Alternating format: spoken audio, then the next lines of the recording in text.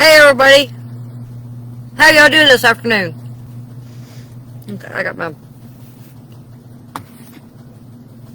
ties on now. Anyway, I had an eventful day today. My sister had to go to the ER earlier today, but she's okay. She's doing good. She had I think she'd been taking care of these dogs, and I think she hurt her back or something. So, um, so that's okay. That worked out. Other than that, all I've done is um, try to stay inside because it's cold. It was cold today. I, I was pretty upset because the other day I was looking at butterflies and thinking about spring, and now today it's freezing. So hopefully this is the last. It's going to warm up, so, you know. Hey, yesterday, the rain and everything came, and then the cold after that, so, I mean, but the weather changes. It's life. Can't always count on it being perfect. Let me check here. I think my computer just said, it just said I was offline or something. I don't know what's going on. Okay, anyway, I guess I'm still here.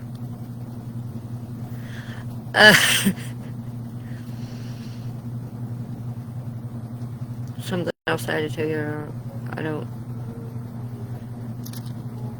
exactly remember. Anyway, I have a message today. The 1 Samuel 22 is the chapter we're in. And,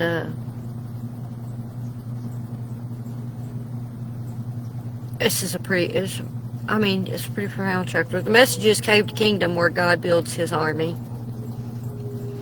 Because, the thing about this chapter is, it's this turning point in David's life where, of course, he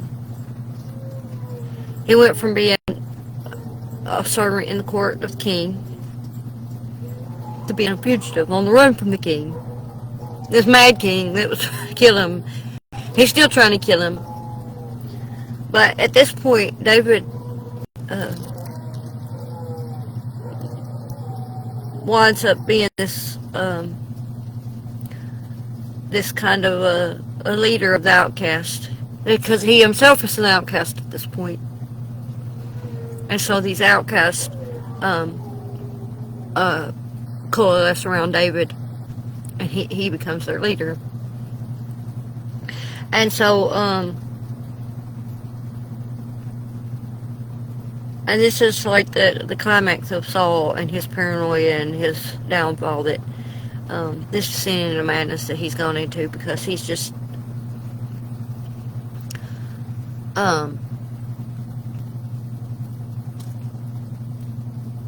turned into a complete conspiracy. Everybody's against me. The conspiracy of everybody's just against me. So this chapter highlights what could be called the Adullam principle, which is that God's kingdom is often built from the broken pieces that the world rejects. So, in our analysis of this chapter, the narrative moves through three distinct scenes that contrast the true king with the fallen king, and or we say a failing or fallen king. A king, he has been an utter failure. So David, as we saw, he had to flee from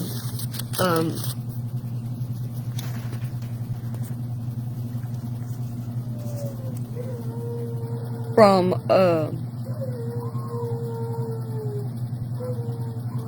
where he was in Gath, and the king, the Kish, and all this, and he had to pretend like he was mad.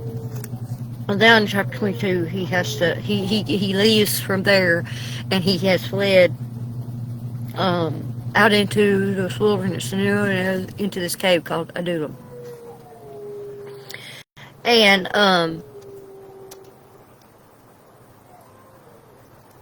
it says that he is joined by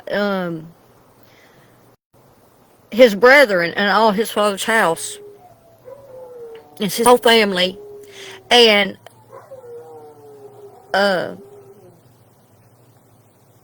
everyone that is in distress, in debt, or bitter in soul is joined to him. And there's like 400 of them. And they all come to where David is, to this cave. And that's just at this point when David becomes a captain over the broken. And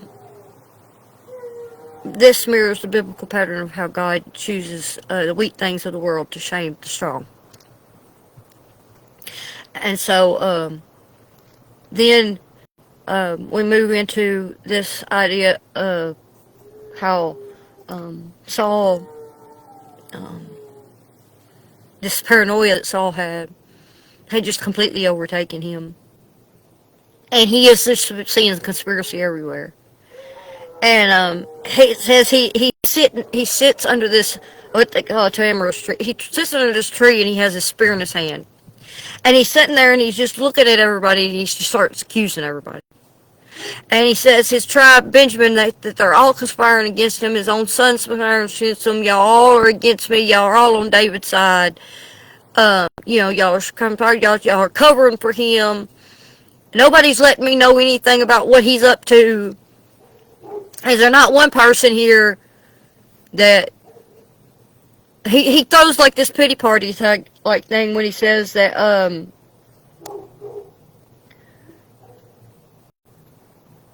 first he kind of tells them, he's like, what will he give you that you're going to be on his side over mine? He says, will the son of Jesse give every one of you fields and vineyards and make you captains of thousands and captains of hundreds? It's like, what are you going to gain by following him? And it's like, in his mind, that's why there's a lot of like conspiring against him with David, because they believe that they're going to get something out of it. And he says,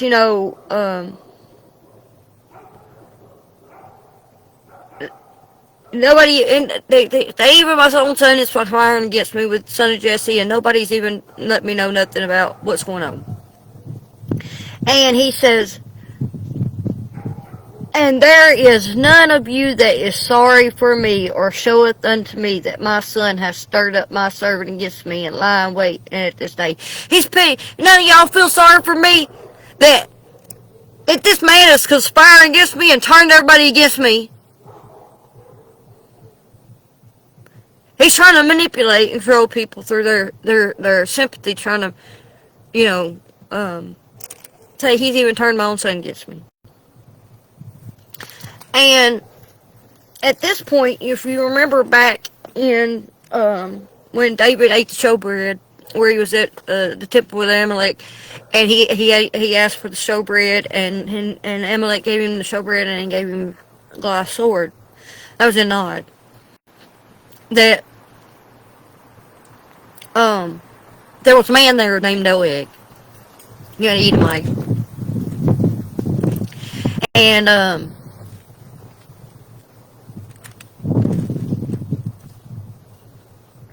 he steps up because he's done seen what happened when David was at the temple, or when David was there with Amalek, and he ate the showbread, and then they gave him the sword and all that. He saw this, and so Doeg steps up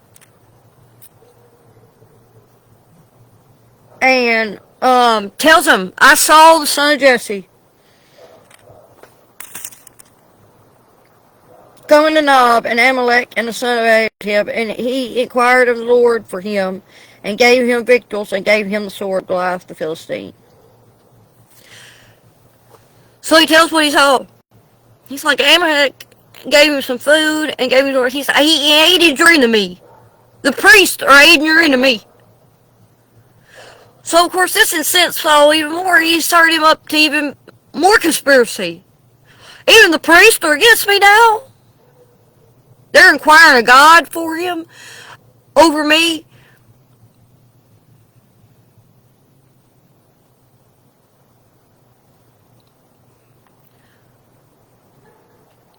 So Saul is enraged. So he sends for Amalek the priest, the son of Ahitub, and all his father's house. And the priests were at Nob. He sends for all the priests. He tells them all to come. He wants them all there. And he asks them, you know, why have you conspired against me? And Amalek tells him, he says, isn't David your servant? He was the servant of the king. And, you know, as far as we know, he was your servant. He's your son-in-law. As far as we knew, everything was fine. We did not know what was happening. We did not know that there was any issue with us helping him at the time. And because they didn't know. They didn't have any command from him at that point to not aid David or anything, and you know, the word hadn't got to him. But in their eyes, they were doing the right thing. They, you know, David hadn't done anything wrong anyway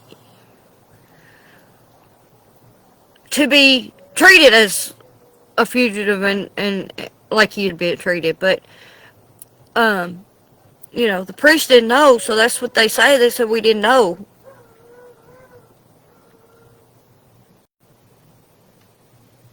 And, you know, it's like, as far as we know, he's been faithful among all thy servants. And so we inquired of God for him, you know. And,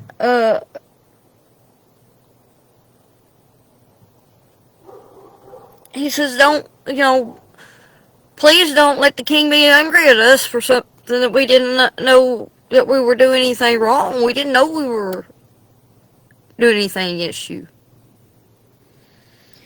And, he's not listening to reason. So he orders the men to slay him, and the men won't do it.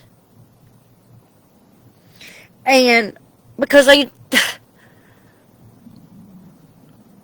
know this is wrong. And so then he turns to Doeg. And he tells Doeg to do it, and Doeg does it. And so they go and they just, it says that they go into Nob and the city, and they kill the priest, they kill everything. You know, they just run on a rampage and everything, just killing. And, but one of the sons of Amalek, Abiathar, escapes, and he runs to David.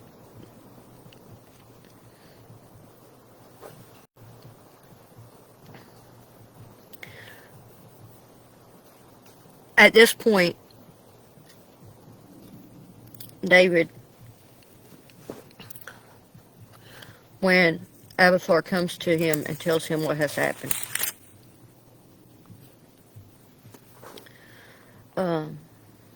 David says, I knew it that day that Doeg was going to do that. He was going to betray, and he was going to tell Saul.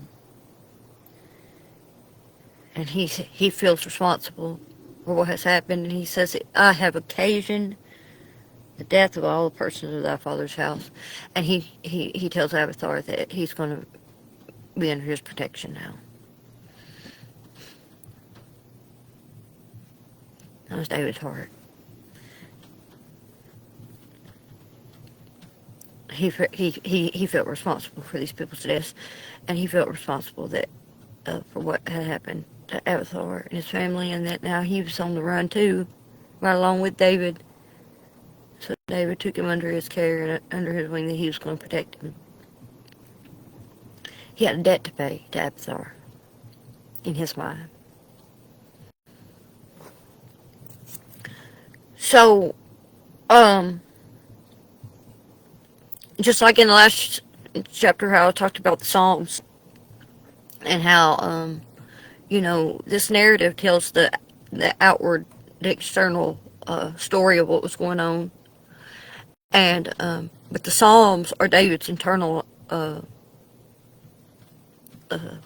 monologue of what's going on.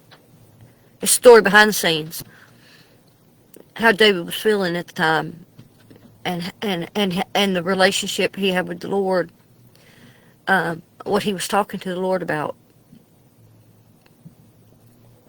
And there's two Psalms that goes along with this narrative. It's Psalms 52 and Psalms 57. Psalms 57 talks about the cave of Adullam, and David begins this psalm with a cry for mercy, and describes his situation as being in the midst of lions. And he feels the literal and metaphorical fire of his pursuers, whose tongues are like sharp swords and whose teeth are spears. And for David, the cave wasn't just a hideout, it was a place of deep psychological and spiritual pressure. The turning point of the psalm is in verse 7, where David made this profound declaration of, "My heart is fixed. Oh God, my heart is fixed. I will sing and give praise." The Hebrew word for fixed means to be stable.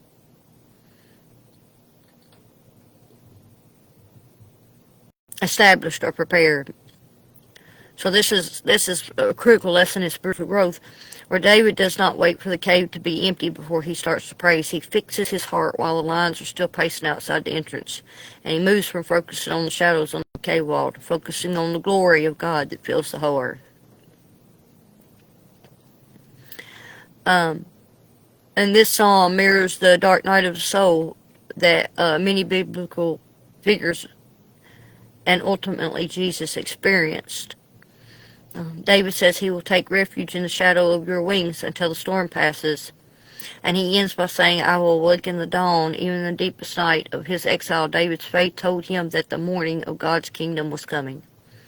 In the gospel, we see Jesus in his own cave, the tomb. And just as David emerged from the cave to eventually take the throne, Jesus emerged from the grave to claim his eternal kingdom. For us, Psalm 57 teaches that spiritual maturity is the ability to maintain a fixed heart, regardless of the cave we are currently find ourselves in. And then Psalms 52 is particular to what happened after the Doeg slaughtered the priest.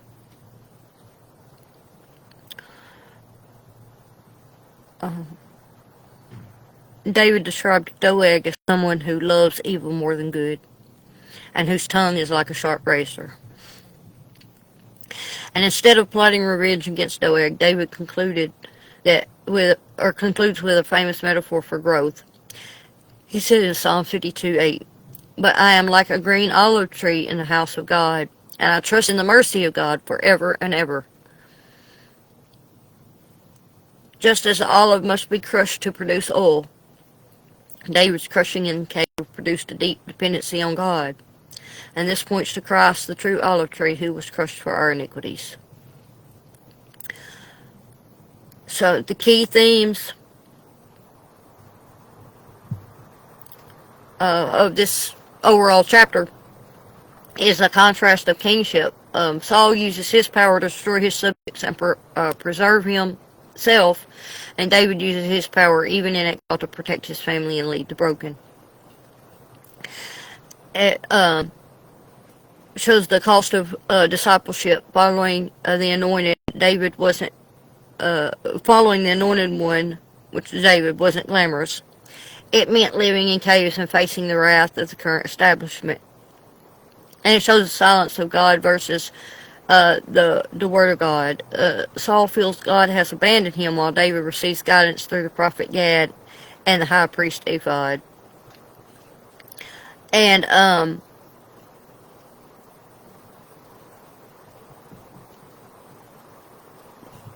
this relates to the gospel in that it serves as a type or shadow of the ministry of Jesus Christ. It highlights the king of the lowly. Just as David gathered the distressed, indebted, and bitter, Jesus began his ministry calling the weary and heavy laden. The church is essentially a cave of Adullam, a gathering of people who realize they are spiritually bankrupt. And it highlights or it relates through the rejected anointed. Both David and Jesus were the rightful kings, yet they were hunted and rejected by the religious and political leaders of their time. And it relates to the great high priest. The destruction of the priesthood at Nob was a dark day, but it led to Abiathar joining David.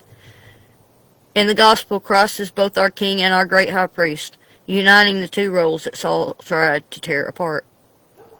And as far as lessons for spiritual growth, we have to identify with the anointed. Following God often feels like being in the cave. There are seasons where the world seems to be winning and you feel like an outcast. But spiritual growth involves choosing loyalty to Christ even when it lacks worldly status. And we learn the danger of spear in hand living. Saul's downfall was his refusal to let go of control. Whenever we hold on to our spears, which are our rights, our grudges, or our need to control our reputation, we risk becoming like Saul. Growth requires trading the spear for the shepherd's staff. And we learn about taking responsibility. At the end of the chapter, David tells Abiathar, I have occasioned the death of all the persons of your father's house. He doesn't make excuses. Growth happens when we stop blaming our circumstances and take ownership of our actions, even the painful consequences. So the final thought is that we learn that the cave of Adullam proves that isolation is often the prelude to installation. Before God installs David and his men to the throne, he isolates them to strip away their reliance on worldly systems. If you feel isolated or in debt today, you aren't being punished, you are being mighty man trained. This chapter teaches us that loyalty is forged in the dark.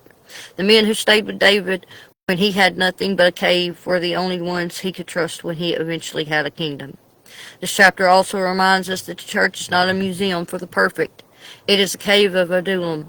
It is a place where debtors to sin find their debt paid by the king, and distressed souls find a purpose worth dying for.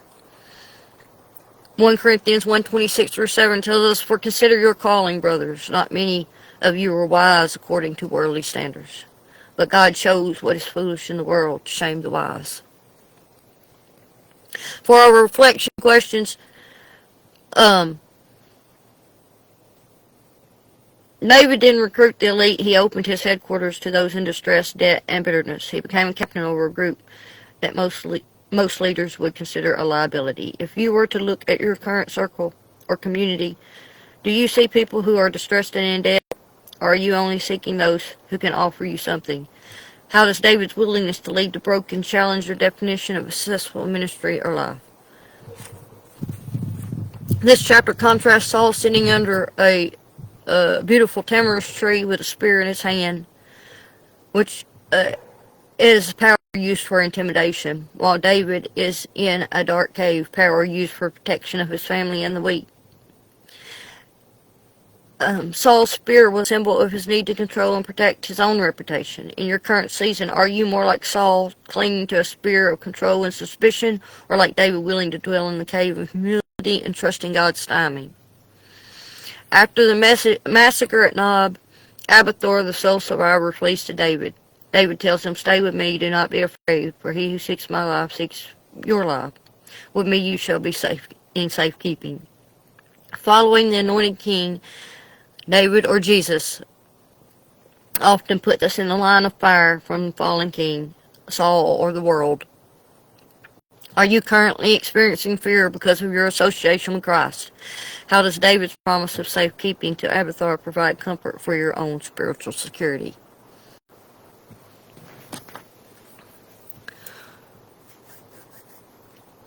cave is a place of isolation.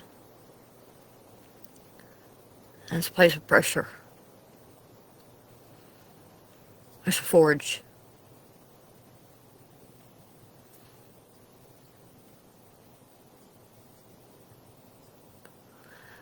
That's how God builds his army. He forges it. If you feel like you're in a cave, then know you're being forged. I love y'all.